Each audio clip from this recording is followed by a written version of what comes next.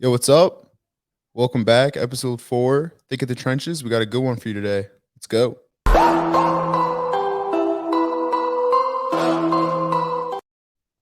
All right. So before we get into it, I'm going to do a little quick Tulane offseason recap. First move of the week, old player Kanan Ray, Yeah. previous guard, promoted to GA, done with his playing days, decided to go into coaching. Yep. Tulane GA. Pro Day was today. Some notable stats. None of the official 40 times have come out, or at least to not scouts. So what we found so far is that Nick Anderson, linebacker, 21 bench reps, and broad jump to 10-1. A 10-1, yeah. Tajay Spears had an unofficial 40 of 4.47. Yeah. Will Wallace, who was looking big today, Looking very thick. had 18 bench reps. Deuce Watts was 17. Shea Wyatt had a 39.5 vertical. Yeah. And Insane. yeah, I mean, everybody just looked great out there. Great performance from everybody. Oh, yeah. Tylo, shout out D lineman. He had 27 bench reps. So yeah, that was huge. And by the time the podcast drops this Sunday night, we will be 1 week away from the spring game. Actually, 6 days. It's Saturday, March 25th. We're just getting 1% better every day. You know, going through it, and the results are coming. So today we have a very, very special guest joining us. Hell yeah. Super Bowl 44 champ, New Orleans legend. Hell yeah. Drew Brees' go-to guy, the Velcro man himself, Lance Moore. What's up, Lance? Fellas, man, to be your guys' age again, thinking back to spring ball days and all of the foolery that we used to get into during that time of year. You said 1% better, like, yeah, that's cool. That sounds like coach speak to me. The idea is to go out there, work hard during practice, but then party harder on the weekend. That was that was what we used to do. It's obviously safely, but of course. I mean, in New Orleans, everything's safe, you know? Yeah. I mean, for us too, it starts, we finish practice Saturday around noon, just right into it. Yeah. He's incriminating us, but yes. I'm not look, I'm not trying to get you guys in trouble, man. No, you're fine. Great to be here with you guys. Obviously, I've followed Tulane for when did I get to New Orleans? 2005. So basically 18 years now. And so to see where the program is today, and not just the program, but where college football is, where guys like you guys can branch out from the football field and doing other things.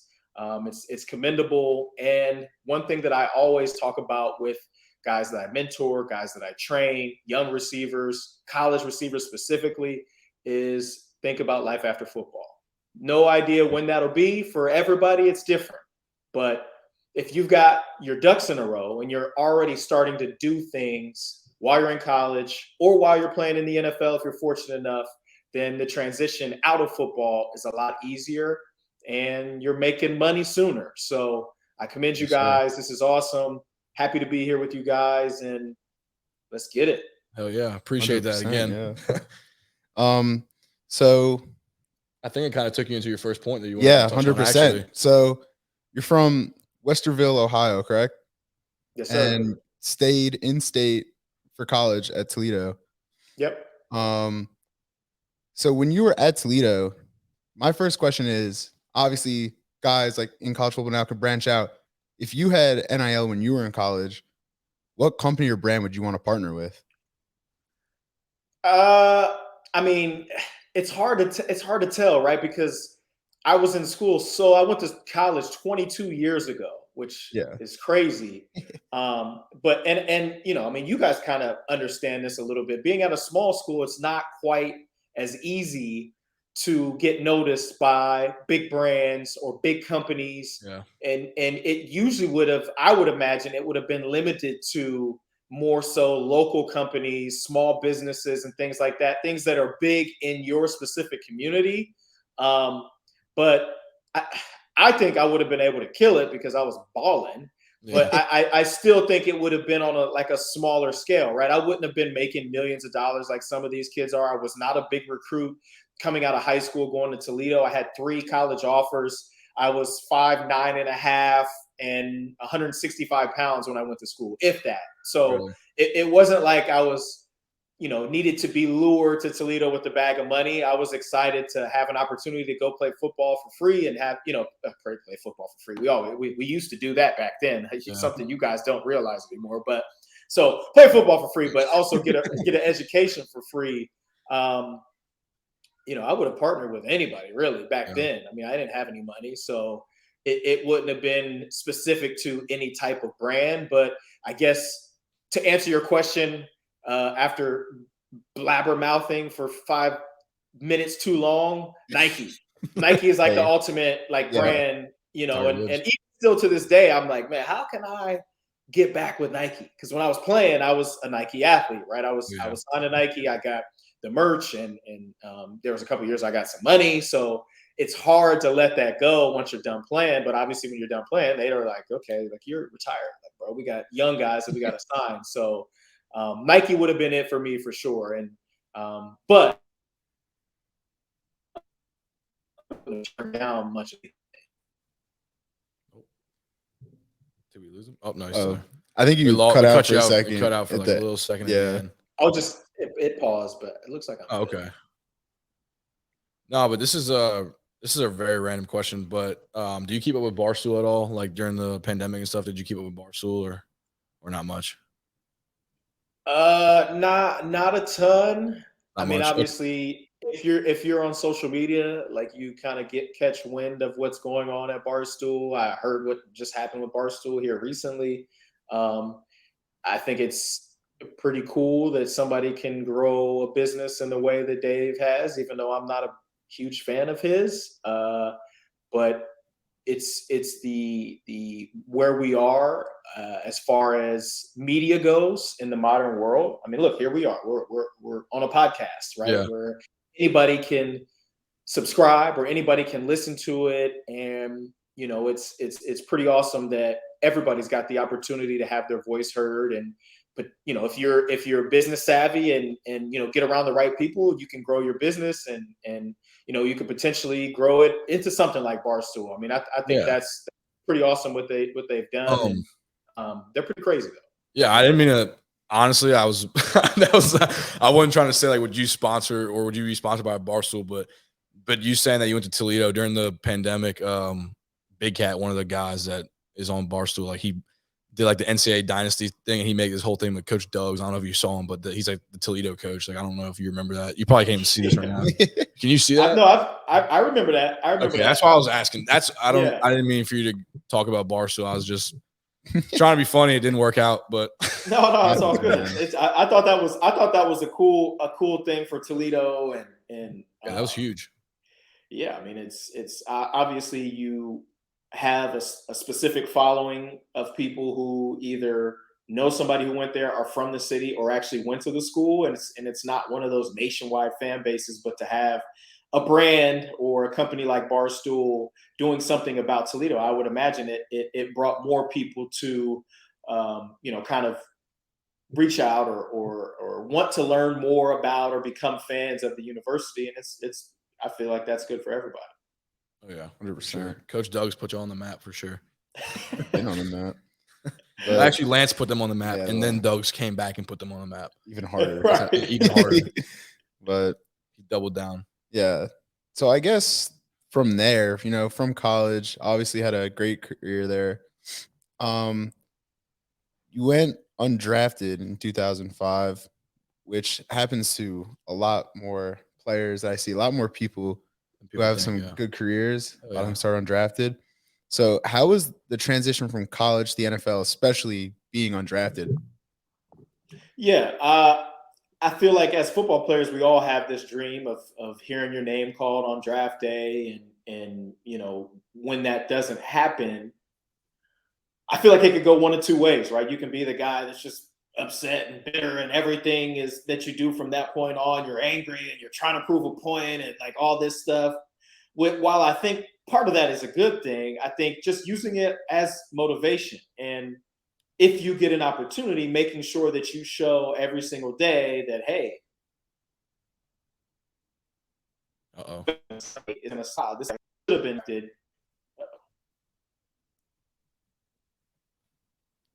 You guys there? Yeah, it cut out for a second. Sorry, but Okay. yeah, you're just saying like chip on your shoulder kind of thing, right? Like, yeah. I mean, it was, for me personally, it was tough because, like I said, that's the goal that you have. Yeah. As a football player, high school, college, even Little League, like, yeah, I want to get drafted. I want to walk across that stage. I want to shake the commissioner's hand. And you know, like, once you're drafted, they can never say that you weren't drafted. Yeah, but right. For me, it was like, okay, I didn't get drafted. I was hurt during the process, right? So I got hurt in the bowl game. So I had to have shoulder surgery. I was at the combine, but I couldn't compete. My pro day was kind of so-so because I only had like 5 weeks to train. And so once I wasn't drafted, it wasn't like the end of the world. I was disappointed, but it wasn't the end of the world because my agent was like, hey, we're going to continue to get you healthy. We'll get you an opportunity. And from there, it's on you. But you can't control the draft. So you could drive yourself crazy, like really being upset about not being drafted, but there's nothing that you can do to go back and change it. And there's nothing that you can do within the process outside of handling your business at pro day, making sure you stay out of trouble, staying in shape. So not necessarily worrying about not being drafted. For me, it was about, okay, a lot of these teams, or all of these teams, did not think that I was worthy of being drafted, but that doesn't mean that I'm not worthy of being there or having an opportunity to play. So for me, it was just about making sure that when that time came, that I was going to make the most of that opportunity. And so we ended up signing with Cleveland. I'm from Ohio. It was an easy thing. Like, oh, okay, you know, it's cool. It'd be cool to go play for my hometown Browns, even though I'm from Columbus. But so that didn't end up working out. I got cut after the third preseason game, and it was like, damn, now what? So then I start not necessarily questioning whether I could play or not, but I was questioning whether I'd have another opportunity. And thankfully, go back to school, training at Toledo, kind of working as like a makeshift GA, do whatever we need you to do type thing so we can put you back on scholarship. Because at that point, I hadn't graduated yet. So I was like, okay, well, in the meantime, I'm going to go and finish my degree, and we'll see what happens. The CFL, the Toronto Argonauts, they were calling me, hey, you want to come to the CFL? I was like, not yet. Like, I'm going to see if there's an opportunity for me in the NFL still. And, you know, I kind of put that on the back burner, but the guy was literally like calling me every week. Hey, you changed your mind yet? You changed your mind? I'm going to give this another shot and see where it takes me. Ended up having to work out with the Houston Texans, didn't get signed. Then it would have been going into week 4 of the 2005 college season. Toledo, we were flying out to play Fresno State on a Tuesday night. So we flew out Monday night, and as soon as we landed, one of the coaches was like, hey, Lance, did you talk to your agent? I'm like, no, did you? And he's like, no, I talked to your mom. If you talk to your mom, I'm like, no. He's like, call your mom. So I called my mom, and she's like, hey, call Dave. So I called my agent, and he's like, the Saints want to bring you on the practice squad. You're flying from Fresno to San Antonio, now that we were the displaced Hurricane Katrina Saints back then. You're flying to San Antonio at 5 o'clock in the morning tomorrow morning. So I'm like, oh, dude. Now I just have literally a back clothes, like that I had in my toiletry bag. Like that's literally all that I had. So I go, to tell the coaches, hey, I got to leave tomorrow morning. They're like, yeah, you got to do what you got to do. Hell yeah. So I was thinking that I was going to show up and I was going to have to do like a workout and then all this stuff. But I landed. My agent's like, no, like they're signing you to the practice squad. So, make sure you show up on time, make sure you do everything they ask you, and then some. But he didn't have to tell me that. Like I'm a very highly motivated, self-starting, hard-working person. And I wasn't going to allow this opportunity to pass me by like the last one. And I wouldn't say that I kind of let it pass it by as much as I didn't really know what to expect. I thought I was doing enough. I thought I was making enough plays in practice. I didn't really understand the ins and outs of the political part of what was going on around me. I didn't understand roster sizes. Like all these things were over my head, but I did the research. I spoke to my agent in between the time that I left Cleveland and got signed by the Saints. And so from there, my mentality was completely different. I was like, every day's game day for me. Yeah. I'm on the practice squad. I'm going to show up and I'm going to kill these starters every single day I practice. Every day. And when I don't, I hope somebody speaks up, or I'm going to look at it on film and it's going to piss me off because obviously you're watching film every day after practice. And so I just made that a part of my daily routine. Wake up every day is game day. And so, you guys know we're not practicing every single day of the week, but when we didn't have practice, I was in the lab. I was either watching film, I was running routes on my own, I was on the jugs machine, I was getting extra reps in the weight room, I was checking if the coaches needed anything. Hey, let me study these DBs because I had to play practice squad corner as well, and sometimes safety and all this stuff. I was trying to make sure that I was going to be so prepared that they were never going to be able to say, like, dang, this guy doesn't really belong here, or he doesn't fit in. And so that's when I started to like really catch the eyes of not just the coaches, but the players around me. Like, I just remember players coming up to me like, man, you catch everything, man. Like Aaron Brooks was our quarterback back then. He said, man, you got some great gloves. And I'm like looking at my gloves. Like, I thought he was actually talking about my physical gloves. And I was like, what? He's like, no, your hands, man, your hands. You got great hands. I was like, oh, thank you. So I knew that I could play, right? It's just a matter of getting the opportunity. So throughout that year, I'm balling, like killing on the practice squad. Then we get to about week 12 or 13, and I remember Coach back and before Sean Payton brings me in the office. He's like, and I thought I was getting cut for real. I was like, oh man, here we go. He's like, we're going to bring you up.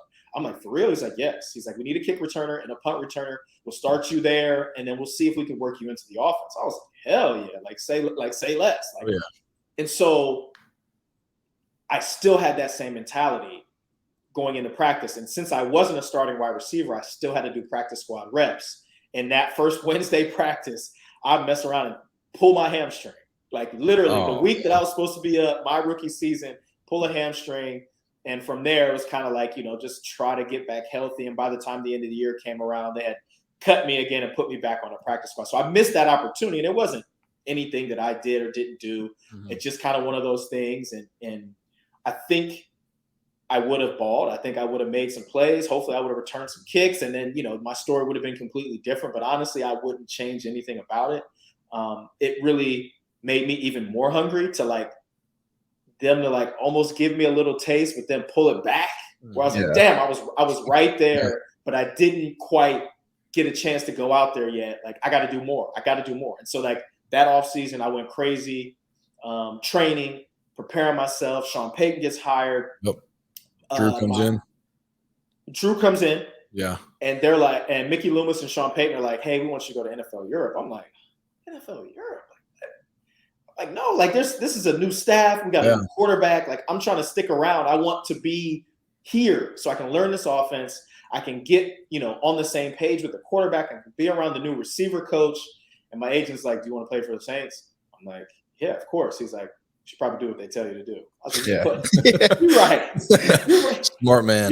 You're right, man. So I go to NFL Europe, have a good start to the season, mess around and get hurt there. Mess up my thumb. They send me back. Back then, they had like the Wounded Warriors of NFL Europe that they just shipped us all to Birmingham. We're all staying at a hotel, going to this rehab facility that ended up being Dr. James Andrews' facility. He was the main doctor there. And it was hell. Like, it was terrible. Like, we were literally there. We didn't have, none of us had cars. This is before Uber.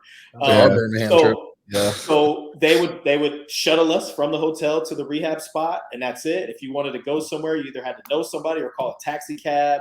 And so that part of the process was like just frustrating. I had a messed up joint down in the bottom of my thumb. So I was in a cast for like 6 weeks while I was there. And I would go and I would literally do cardio on the treadmill, and then I would do like shoulder rehab stuff. Like literally front raises, side raises. He does boulder shoulders. I called the trainer in New Orleans. I said, Scotty, man, they're putting ice on top of my cast. Like, why am I here? Can you please get me out of here? Oh gosh. And he's like, yeah, I'll do whatever I can. So like literally 5 days later, I get a call, hey, get out of there. So I went back to New Orleans. And so from there, I started the process of learning the offense and getting on the same page with Drew and, being around all the guys, being around the coaches. And I would say that 2006 training camp was probably the best one I ever had. The hardest one I've ever had in my life. I don't know if you guys have heard much about that 06 team in training camp, but they called us the Junction Boys because they put us in Jackson, Mississippi. We're at Millsaps College, a D3 school. They didn't have an indoor facility. It was 105 degrees or more 90% of the days, and it didn't rain ever when we had practice. And this is before all of the training camp protocols, right? So we were two-a-days every single day, full pads every single day in the morning and uppers in the afternoon. And it was hell. But I understood. Terrible. I guess I didn't really understand it back then. I didn't really care. I'm just like, I got to ball out. I don't give a shit. I don't really care what we're doing, what we're wearing. I got to ball out. And so looking back now, I'm like, man, this dude was a lunatic. And people were dropping like flies. Like guys were retiring. Guys were requesting trades. Guys were getting cut left and right just because they couldn't take it and they didn't want to play for him. And I think that was part of what made that team really special. That the guys that made it, the guys that were around each other for so long, in those like really, really grueling moments, it brought us closer together. Like, I don't know if you guys have heard the phrase like embracing the suck. Yeah, embrace the suck. This team like really, really did that. And it was incredible that a team, that was 3-13 the Hurricane Katrina year could turn around the very next year, be playing for an NFC championship. I mean, that's kind of unheard of. But we were able to do that. And like looking back, it's like, man, we could have freaking beaten the Bears. We could have won the Super Bowl that year. Like, I really think we could have won the Super Bowl, but we just weren't ready. We weren't ready. We were a couple years too soon, obviously. But that was when I first got my first taste. I played a little bit in 06, but I was still up and down from the practice squad. But I told myself, no matter how much they're playing you, no matter how many plays you're making, no matter how many times you're scoring touchdowns and people are singing your praises, I'm going to keep the mentality of haven't made it yet. Haven't made it yet. Doesn't matter what kind of accolades I'm getting. That haven't made it yet mentality or attitude is going to keep me grinding. It's going to keep me trying to get better each and every day. Which I'm sure you guys are familiar with, right? We're all football players, and we know that if we're not getting better, we're getting worse. Because everybody else around us is getting better, right? Not because we're physically not as good of a player. You could be the same type or level of player, but if everybody else around you is getting better, then you're dropping. And so for me, I was not going to let that happen. I was going to make sure that, 2007, I think I started 4 or 5 games. Then 2008, Marcus Colston gets hurt. I have 900 plus yards. I have 10 touchdowns, almost 80 catches, but my mentality didn't change. Haven't made it yet. Haven't made it yet. I still need to get more reps after practice. I need to show up early before practice, make sure I'm loose. I need to start taking care of my body a little bit better. I started missing games, and it's like, it really gets to you when you miss games with the competitive attitude that I had. I hated being hurt. I hated being the guy in the training room where the coaches or people on the team looking at you like, man, when are you going to be back? Hated answering those questions. And it's like, you win a Super Bowl. People think like you reached the mountaintop and like, everything from there is like downhill. Not for me. No, that's like, okay, cool. We won a Super Bowl. Now what? Let's do it again.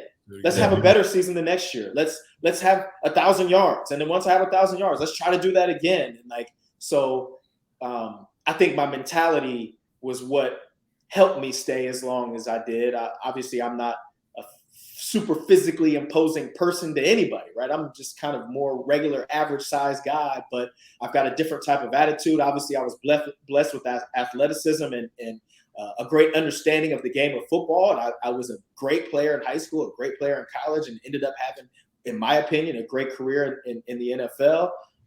And that's not trying to toot my own horn, but I have to I have to put the work first, right, before the accolades, because I don't want anybody to ever think that it was easy. There were tough times. There were moments when I wasn't sure if I was going to play anymore. I mean, it's when you play as long as I have, I feel like you experience all of the emotions involved in being a professional athlete and specifically playing in the NFL, which I think is the hardest professional sport to play. The fact that you're putting your body on the line every single day, the injury percentage is 100% in the NFL, and hopefully that those that play, don't suffer too many serious injuries. Yeah. But I know how fortunate and blessed I was to be able to play as long as I did. And I don't ever, even still, now that I'm out, I don't take that for granted at all. 100%. Yeah. I mean, when you were talking, we looked at each other when you started off talking about Birmingham. It was a different Birmingham, obviously, but yeah. But we, in 2 seasons ago, when Hurricane Ida came through, we evacuated for what was supposed to be 3 days. 3 They told days, us pack a bag for 3 days, and we ended up being there for a month. Yeah, in Birmingham, Alabama. Yeah. And so that season, we start off almost beating Oklahoma. Number 2 ranked Oklahoma. They were 2 ranked Oklahoma at Oklahoma. At Oklahoma, supposed to be in New Orleans, but because of the hurricane was there. We played 3 games there. We played 3 games while we were stationed out of Birmingham. And then we played Ole Miss at Ole Miss. And then left and came back to New Orleans. Yep. And that year we went 2-10. And this last season, I would say 98% of our starters came back, and a good amount of our team was still there. And we all had that taste in our mouth, kind of like how you were talking about, embracing the suck. We all did that, and then had the season we just had, I think, because of that. Yeah. So like you said, you go through hell, and it's guys are dropping like flies, and it's the only way you're gonna make it through that is you have your buddies next to you, and you have your teammates that are fighting right beside you, and you don't want to give up on them. I'm sure it was the same way for you. It's I'm doing this for the guy next to me, and I'm doing it for myself too. But at the end of the game, it's a team sport. Like our coach says, Coach Fritz, he always says, if you want to, if you want to be selfish, get an MMA. And that's kind of the mindset. It's a team sport, and if you want to do something else, go put the gloves on, get in the octagon. But I think like you're saying, just that bond, just unbreakable, and especially with our strength coach that came in, Coach Hester, just built upon that even more, and it just excelled to what we did this year. And like you said, let's do it again. Run it back. Yeah, man. Look, and I'm not trying to get too military on you, but the only people who understand are the people who are in the mud with you. Yeah. The guys that are literally in the trenches. You can explain it to as many people as you want, but they won't quite fully understand it because they've never lived it. They've never been in those moments. They've never been displaced by a hurricane and not really able to go see their families. You're basically in an extended training camp together where everybody's like, man, this sucks. I just want to go home. Mm-hmm. And it was exactly the same way for us because we were not allowed to go back to New Orleans during that 2006 whole training camp. Yeah. And this is back in the day when the preseason was 6 weeks. We had 2 weeks of full padded practices. Then we had 4 weeks of games. So we had a 6 weeks training camp. And it really does, you grow together, and the people who aren't mentally tough and strong fall off, and you kind of leave those guys behind. And it's amazing to see, just like you guys explained, how you go through the tough times, that specific season, but then the next season, all your guys are back. You guys have this extra level of confidence and trust in one another that you can go out and do something special, and you go out and do it. That to me is one of the more rewarding parts of football, is the brotherhood and the bond that you build with the men. And honestly, I don't know if you guys are going to ask me the question or not, but one of the things that I miss most about playing football, and it doesn't even matter if it's NFL, college, high school, peewee, is that camaraderie that you have with the guys that you spend all that time with. You will never get that back. I promise you. And it's it sucks to talk about sometimes because it's damn, those are the moments, man. Yeah. Now, outside of marriage and fatherhood and I guess a few other things, but you will never get that feeling back. Yeah. You will never retire and go into the business world and walk into a locker room like you have right now ever again. Oh man. Ever. Yeah. And Sean Payton always said it. He's football, the best parts of football are the moments. and you can never recreate those moments. Like, I play in rec basketball leagues. I'm training to do a marathon. Like, I'm doing all these things to like get my competitiveness out. But these moments are not the same. Yeah. I mean, they can't even come close to comparing to those moments. The travel with your team, the locker room banter, looking at the guy in the huddle across from you that's your homie that you're like, all right, we got this. Like, you can't recreate that. I don't care where you go. I don't care what profession you're in. There might be some cool things that you guys do. Hopefully both you guys go and play a long time in the NFL. But after that, there won't be a thing that you do that will be like what it's like to be in an NFL or a college football locker room. And I hope that you guys are taking it all in now, because like I said, it will not ever be recreated in your life after. So who were your boys? Like, who were you closest with on the team? Like, who was like your go-to? Like, hey, I'm trying to play some Madden or something. Like, come over. Like, who was that? Yeah. Guy? So. Oh, we lost you for a second. We lost you for a second. We didn't hear what you said. Sorry. You got me now? Yeah. Yes, sir. Got you. Okay, cool. Yeah. Pierre Thomas. Courtney Roby, Jermon Bushrod, Jari Evans, Zach Strief. Really, all the receivers too, because we did receiver dinners every week. Marcus Colston, Devery Henderson, Robert Meacham. Hell yeah, Robert Meacham. We were such a tight group that everybody kind of hung with everybody, right? Like, we weren't. I feel like it's gotten kind of a little bit more cliquey. With all the other opportunities that guys have, and they kind of hang in their own little spots, and guys are streamers now, and they're not like, we didn't have all that stuff. So we just like, we hung out together. We genuinely liked and enjoyed spending time with one another. I wouldn't say liked. We loved each other. Like, we were really legitimate brothers.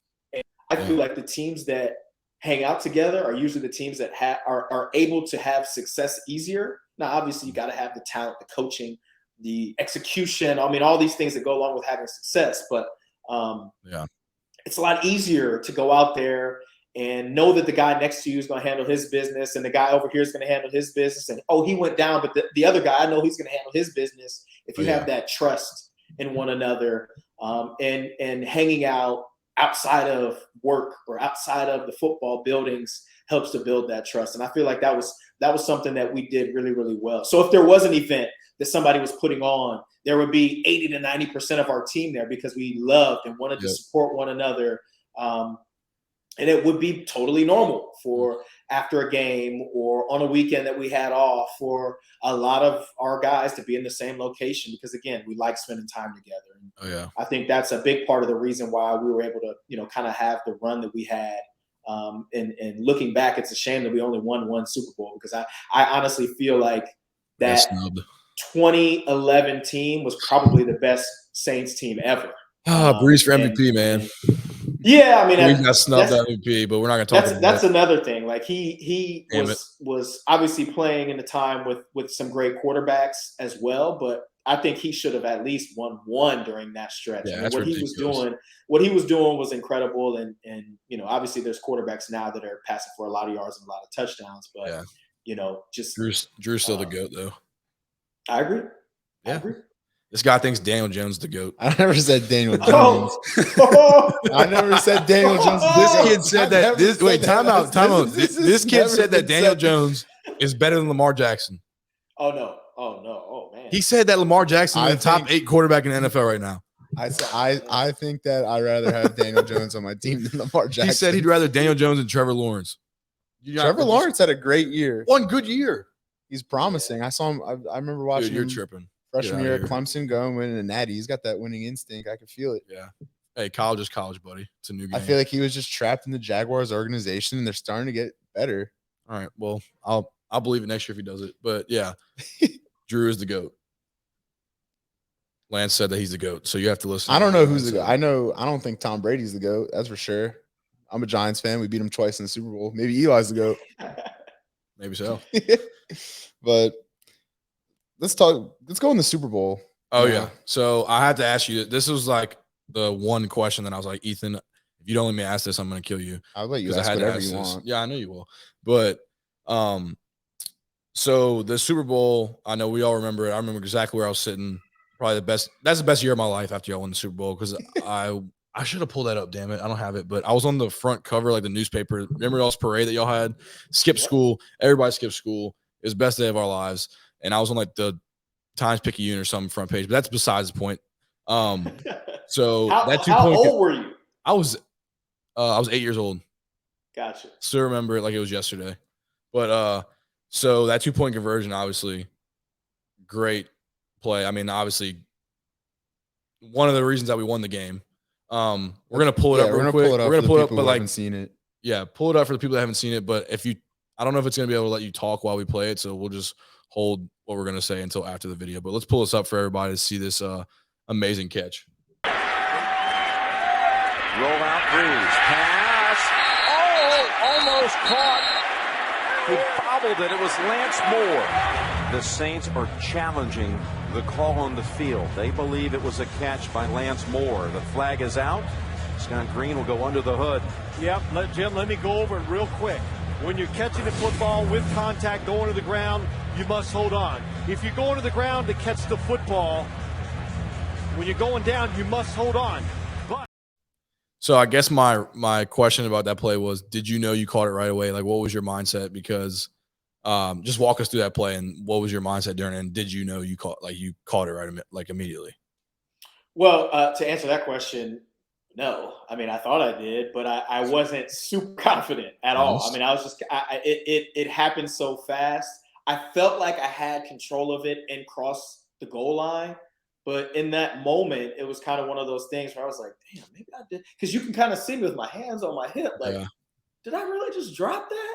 And so I got to the sideline and somebody's like, hey, man, he kicked it out of your hand. And I'm like, huh? They're like, he kicked it out of your hand. So my mind immediately was like, oh, if he kicked it out of my hand, then it should be a score. Because once you have control and you cross the plane, like, the score is good. And so I could hear Sean Payton, like, clear as day. Did you catch it? Did you catch it? And I'm like, yeah, I caught it. That's when he challenges it. But in the back of my mind, I'm like, I hope I caught it. Like, I don't want to tell him that I caught it. And then they review it and they don't overturn it. And then he's pissed off at me and he's like, get him out of the game. Don't put him back in the game.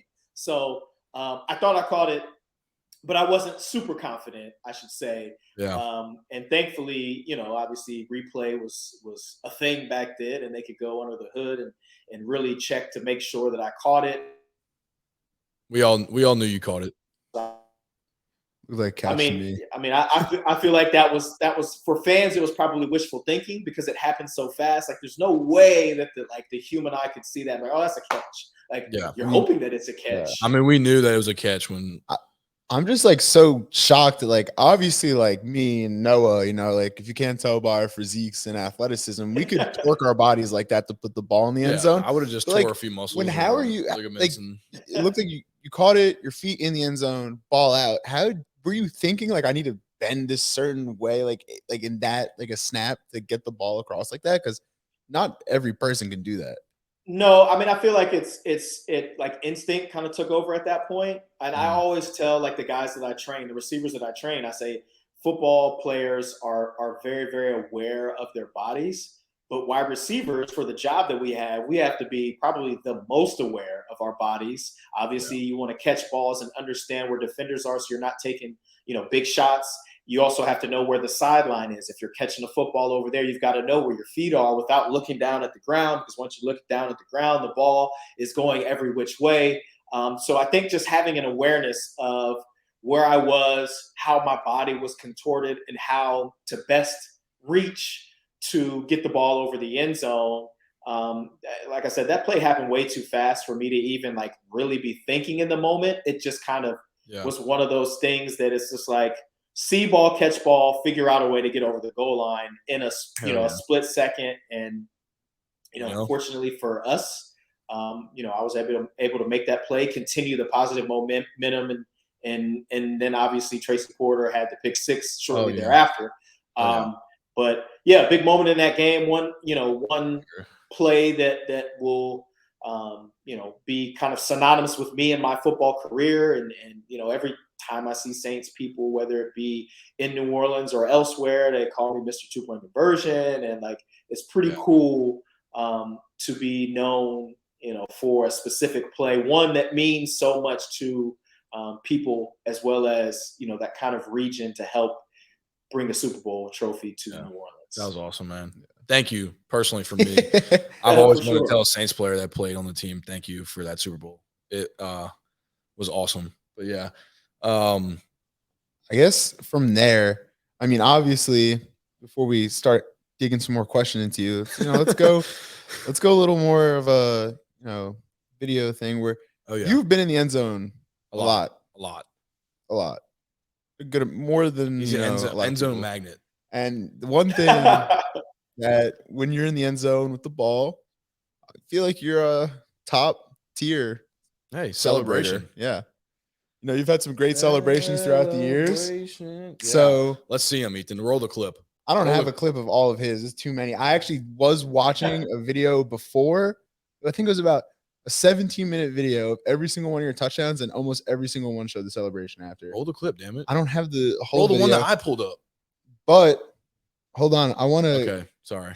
Go ahead, Ethan. I want you to go through these. I clipped out 5 celebrations that I and us grew up, and I remember watching and being like, nope, I only remember yours. He's lying. But I don't know. I want you to rate them 1 through 10. And if you, 1 being they're not good. Yeah, they're not you. First, you probably should have said that first. It's not your. Yeah, it's not yours. It's other guys that are like irrelevant. But you're the maestro. You should be the indicator of who does a good celebration or not. So pull the damn clips up. So this is our first one. Flacco throwing. Touchdown to Jacoby Jones, and what a pancakes? Is that what he's flipping pancakes, huh? Some. Yeah. Jacoby was one of the better celebration specialists when we were in the league. We were in the league around the same time. I feel like, that one probably 7 or 8. Okay. But he was a guy like myself that when he scored, he was going to do something. You work your entire life to get to the end zone in the NFL, and then you get there and you hand the ball to the official. No offense to the guys that do, but I was not going to do that. Like, I was going to keep entertaining, and it helped to kind of like make it even more fun for the fans, make it more fun for my teammates and I. And so, yeah, no, I like it. 100%. So a 7 or an 8. All right, let's hit the next one. Yeah, 7 or 8. Next one. This one was a little controversial at the time. Brown has it. Touchdown, Pittsburgh. You're seeing 2 in the. Yeah, that one's the hips don't lie, Shakira. Yeah. AB. Fined about $10,000. I played with AB, and I loved. Hey, AB's a character, huh? I'm crazy saying that, but AB was a character. But you know what? That Joker practiced harder than any player that I ever played with. Damn. Any player. That includes Drew Brees. That includes Reggie Bush. That includes Calvin Johnson, Matt Stafford, anybody. He turned talent. Dude, sad. He went crazy in practice every single day. Really? Like I say, practice was my game day when I was on the practice squad. But AB, he took it to a whole nother level. So I love the dude. I hope he's well. He's done some crazy things, but no doubt. Celebrating was another one of his specialties, and obviously you can't twerk now, but I think back then I don't know why not. I think it was funny back then, so I'm gonna give him an 8. 8, that's fair. 8, okay. What about this from another highly decorated celebrator? Steelers bring only 4. Palmer down the middle. TD.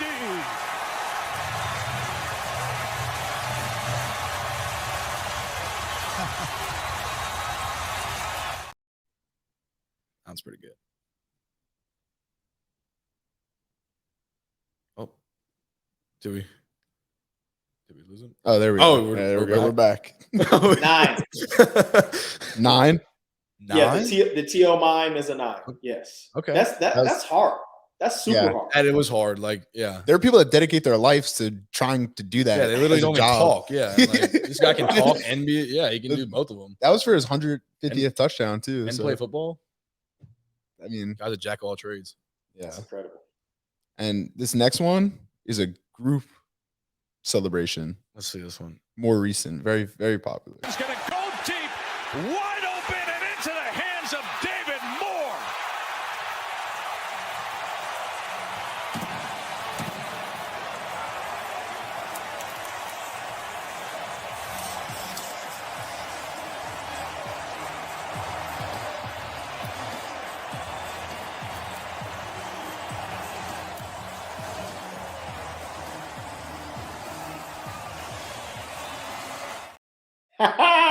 Look, any group celebration, Yeah. obviously it's choreographed, right? So it's not something that they just do on a whim or do on the fly, which means they're practicing it.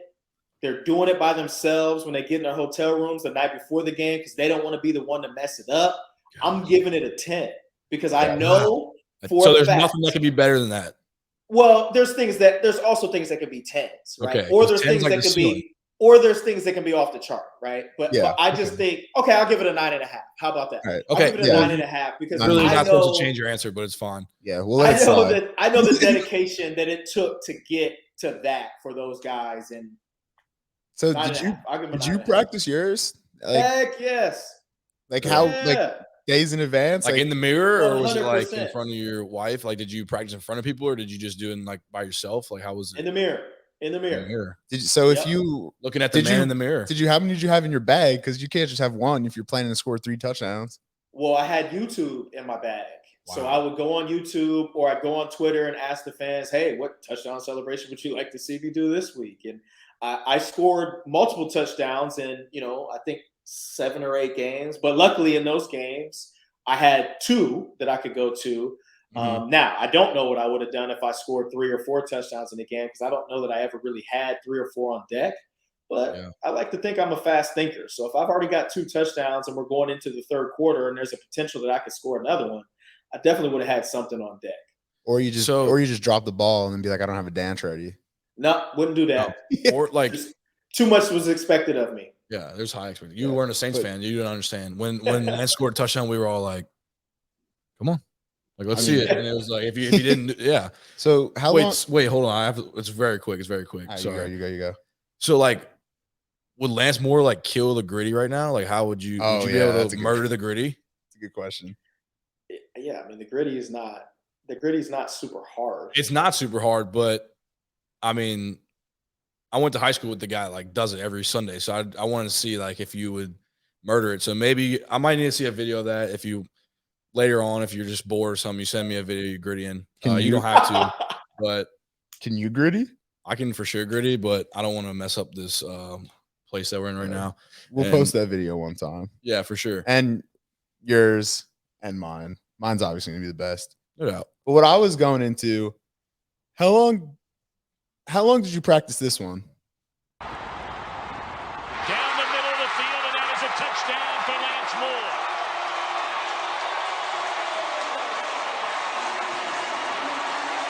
The touchdown, unsportsmanlike conduct, number 84 of the scoring team for an illegal demonstration. That penalty will be enforced on the kickoff. Hey, that's 3 pumps, man. That's too much. Too many pumps. Too many pumps. We never practiced that.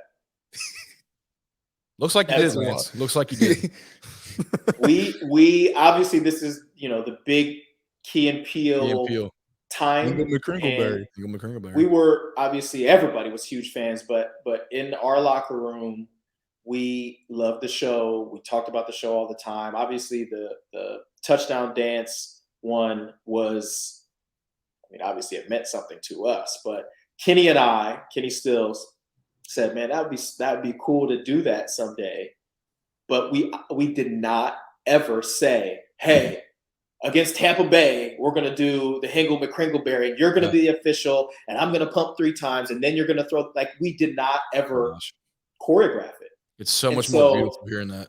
And this is before you were allowed to do group celebrations, obviously. Yeah. So they throw the flag. We get a 15-yard unsportsmanlike conduct penalty for group celebration. Worth it. But we also got fined $7,800 a piece. Oh. But That's still worth it. I hate the Bucks. To go from that to Jordan Peele tweeting a picture of me with my hands on my head on a T-shirt that he's wearing shortly after that, to my buddy making a connection with the Key and Peele show to get me on the show. Yeah. Like, looking back, it's worth it. It was 100% worth it. Those 3 pumps were worth it. You were the first one to ever do that celebration after it came out. So innovator, man. And yeah, honestly, like, so that was not practice, and the ref throwing the flag was not practice. No, it wasn't. That was just spectacular pumps right there. That's honestly all you can say about that one. But what were you saying about the? So what was the pump? Yeah, obviously the pumps. Now it's you. Where would you rate that one? That's what I was going to ask you too. What's that? That's obviously a break the chart one. That's chart break. Easily a 10. Yeah. I mean, yes, I was the first one to do it. The fact that we didn't choreograph it, the fact that they threw the flag, we got fined. I got on the Key and Peele show as a result. Like, all those things, like, yeah, that's got to be a 10. Like, people are still doing it now. So they are. I'm not going to act like I made it up, because clearly, the guys on the Key and Peele show made it up. But to be the first one to do it in the NFL is pretty cool. But I'm not mad at the guys that still do it. It's an awesome celebration. Do they get flagged today for it still? Yes, because you are not allowed to hump. That's what it's only you only get 2 pumps. You obviously didn't watch the Key and Peele. You get 2 pumps. You get 2 pumps, and then if you do the third pump, flags are flying. Flags are flying. It's a sexual reference, so they don't want guys doing that. So yeah, it's crazy, because I walked in on Ethan doing that celebration in his room the other day, and I was practicing for when I score a touchdown, obviously. And I was like, dude, what are you doing? He's like, I'm doing the Lance. Get the hell out. I was like, okay. I think honestly, if I did score, I think I would do some sort of movements that look like I'm struggling, but I'm trying, and then I'd somehow just break down and do a twerk. I don't know. It's just natural to me. I don't know. I hope that's not. If I get fined, then so be it. I have no money to pay for it. They got to come catch me. Catch me if you can, dude. You score and you're done. Like, you just got to quit after that. Yeah, I think if I scored, I would quit. Yeah, the cleats are getting hung up after that celebration. Oh man. I'm gonna ask this one. Go is MVTB? MVTB. MVTB. This is a segment we do on our show, sponsored by nobody. So it's not. It's not like that guy from Barstool. It's like sponsored by this person or whatever. Or just anybody that's sponsored. We're probably honestly sponsored by the thick people in the world, because we're the bigger guys. But anyway, MVTB is most valuable thick boy. So we kind of do a thing where we vote for the most valuable thick boy of the week. The fans vote. Yeah, the fans vote. We put them up. Well, we go head to head, Ethan and I. And then last week was our center versus our old left tackle. And we kind of want to do a thing where you told us your favorite thick boy, and then we put ours against yours, and then we let the fans vote and see who wins for the week. Okay. Most valuable thick boy of the week. Only for the week. This is what are we talking about? This is so the requirements. I believe we spoke about that. Anybody over. Anybody. I think the cutoff weight was like 270. 275. 275. Nice, yeah. So it's like your favorite. It could be. You can make it sentimental. It could be funny. It could be whoever you want. Whatever you want. Someone you know. Someone you don't know. It could be me. It can't be you. Conflict of interest can't be you. Could be me. No, you can't be you. That'd be sick if I was Lance Moore's. Damn it. It could be me. It could be me. Yeah, no, it could be me or him. But like maybe a guy you play with or something, or maybe just like somebody you talk to that's over 200. Okay, yeah. So I'm not going to make this easy for you guys, all right? You guys are obviously in New Orleans, and this guy played with me in New Orleans for a long time. Zach Strief, my guy, Mr. Jack of all trades, a guy that played for, I think he played 13 or 14 years in the league. He's coaching now, right? Did he go to Broncos? But before that was in media, right? He was calling games on the radio for the Saints and was really, really good at it. Like, he was the play-by-play guy, which is not a natural transition for a football player. Usually you're the color guy, right? You're talking X's and O's and you're analyzing the plays. But for a guy to come off of the field and shortly thereafter be the go-to guy in New Orleans on the radio for play-by-play is incredible. Now, obviously, He stepped away from that to get into coaching. He's got a great mind, super intelligent, Northwestern graduate. And so I think he's going to be a head coach one of these days, potentially in the NFL. But yeah, I would say he's my favorite Thic boy for sure. No doubt. Yeah. And he's did Coach Peyton call him to come to Denver? Yep, he's the offensive line coach now for the Broncos. Good for him. Good for him. And So I'm sorry, our Thic boy. I'm about my brain's going everywhere, but yeah. our Thic boy is Taylor Lewan. You know, another guy. I know him from Bussin' with the boys. Does a podcast. Hilarious guy. Great football player. I'd say we were like kind of the same.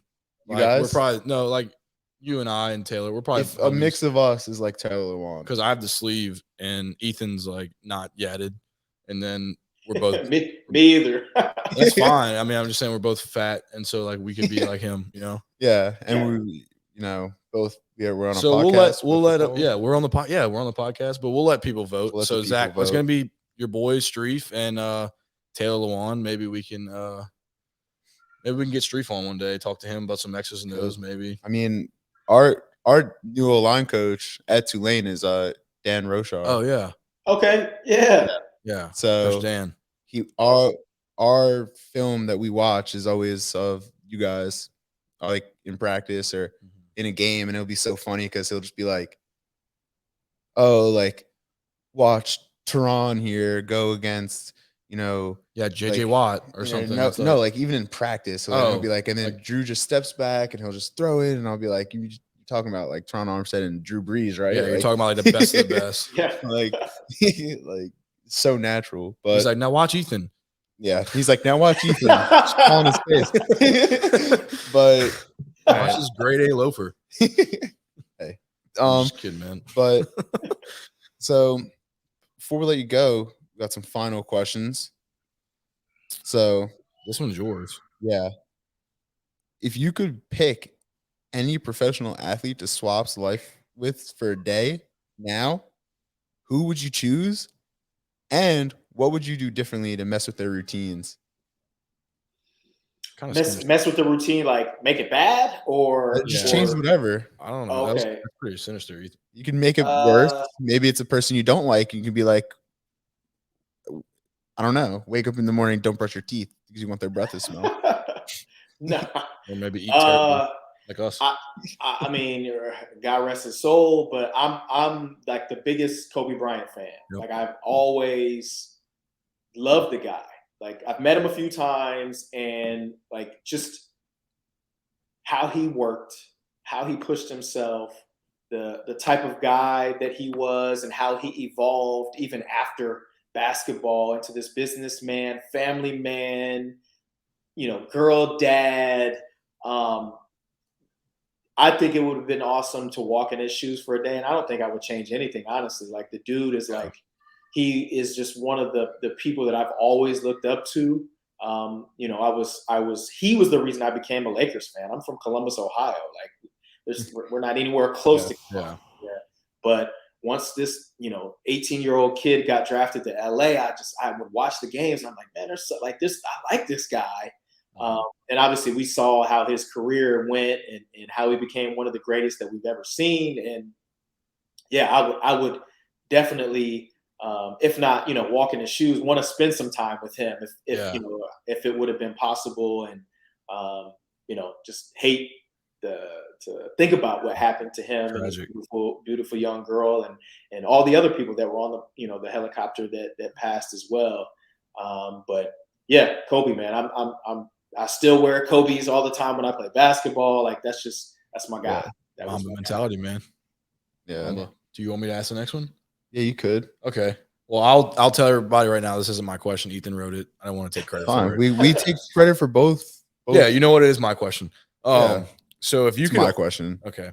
If you could only eat one food for the rest of your life, but it had to start with the first letter of your first name, what food would you choose? Kind of putting you on the spot. I mean, the first thing that comes to my mind is lasagna. That's immediately.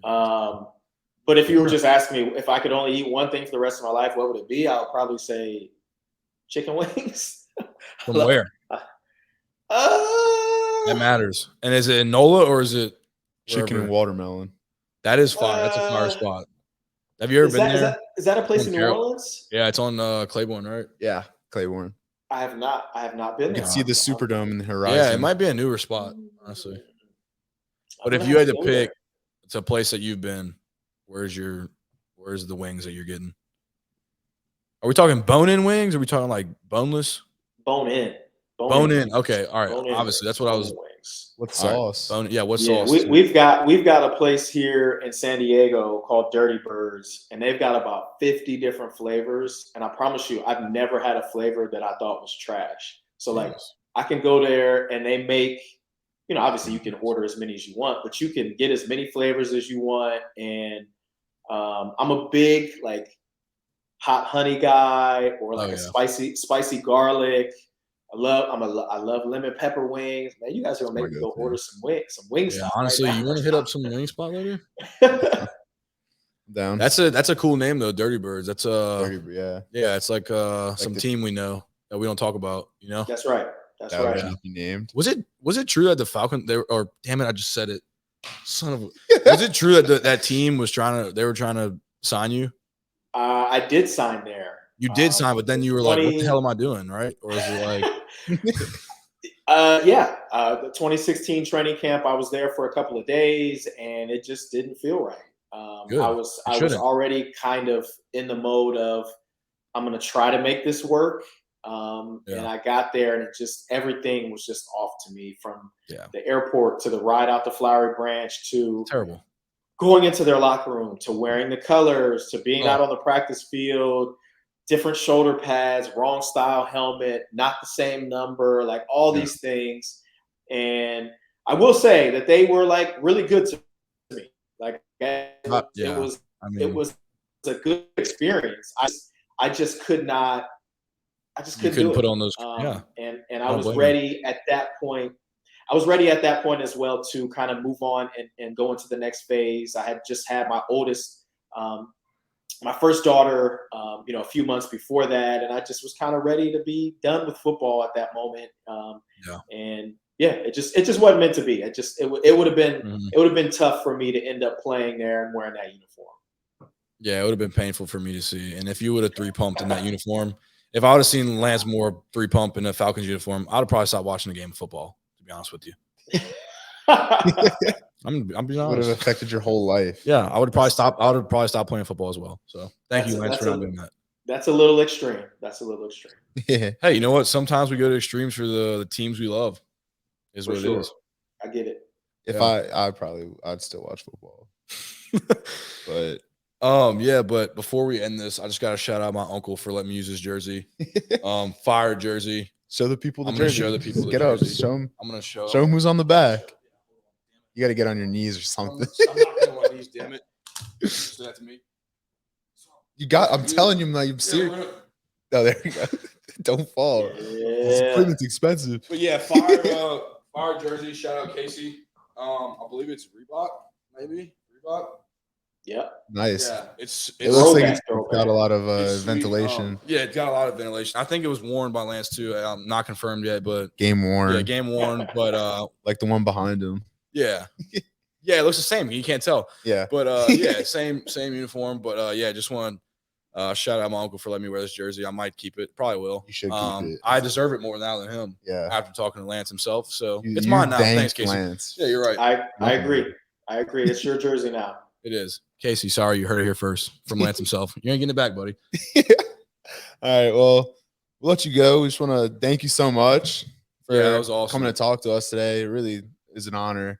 You're a legend of the game. Yes. Can't debate that. Yes. Really appreciate it.